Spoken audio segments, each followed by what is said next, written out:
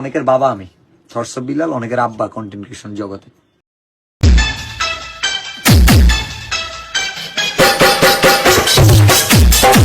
এটা মিলিয়ন হবে, এটা আমি এমনি বলে দিলাম।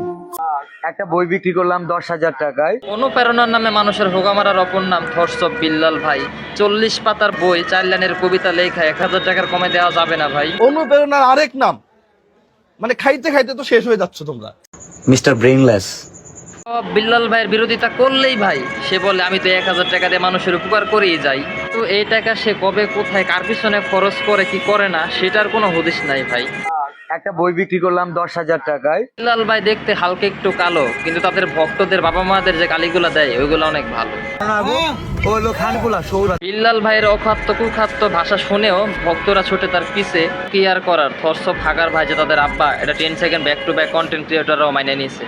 অনেকের বাবা আমি থটস অফ বিলাল, অনেকের আব্বা কন্টেন্ট ক্রিয়েশন জগতে। ক্রিয়েটর হওয়ার জন্য আপনার যোগ্যতা না থাকলেও চলবে, শুধু 10,000 টাকা দিয়ে বিল্লাল ভাইয়ের গাওটা চাইতে আসলেই হবে। বই বিক্রি করলাম 10,000 টাকায়। সফলতা পাক্কা।